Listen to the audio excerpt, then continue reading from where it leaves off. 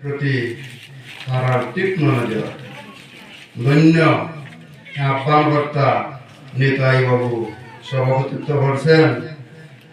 প্রতি বৎসর এই সভা আয়োজন সমাগম সাদর সম্ভাষণের সাথে উদযাপিত হয়। বাস্তবিক এই শাস্ত্র কথাগুলা এই সাধু সঙ্গের মাধ্যমে গ্রন্থের চেয়ে ইহার শ্রেষ্ঠত্ব সাধু সঙ্গের মাধ্যমে ইহার অর্থ প্রকাশিত হয়, সুব্যক্ত হয়। আপনারা অতীব নজরশীল মানুষ, আপনাদের সময় আপনারা মূল্যবানের সাথে উদযাপন করছেন। শাস্ত্র বলছে মূর্খদিগের সময় দিবানিদ্রা বা বিসংবাদে থাকতে যায়, আর বুদ্ধিমান ব্যক্তিদিগের সময় শাস্ত্রের আলাপ কথায় থাকে। শাস্ত্র কি বলে?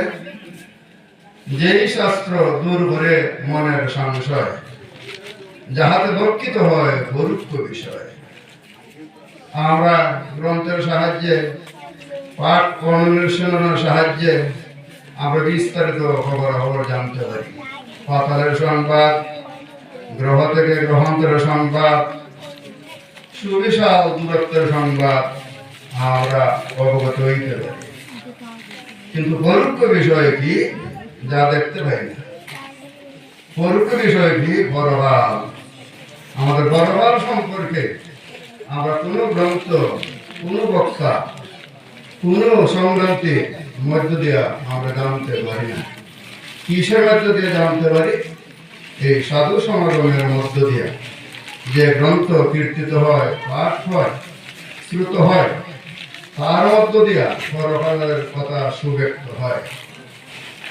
তাই পণ্ডিত সুস্বর বলছেন, যেই শাস্ত্র দূর করে মনের সংশয়, যাহাতে লক্ষিত হয় গুরুত্ব বিষয়।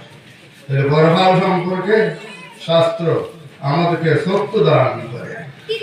এইটি শাস্ত্রের মহান গুণ। এই শাস্ত্র একমাত্র সবার নয়ন। এই শাস্ত্র জ্ঞান নাহি রয়টা অন্ধ সেই জন।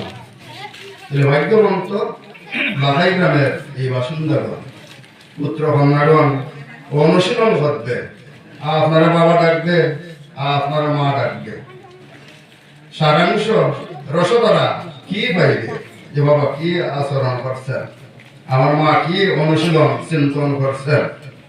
গর্ভ অবস্থায় যেমন রসের সাথে টাইনে পিতামাতার জ্ঞান দিয়া ধারণা, আজকে বাস্তব দশায় এই অনুশীলনে ঊর্ধ্বগতি লাভ করবে আপনাদের সন্তান।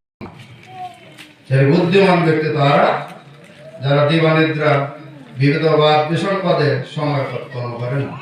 তাদের সময় কি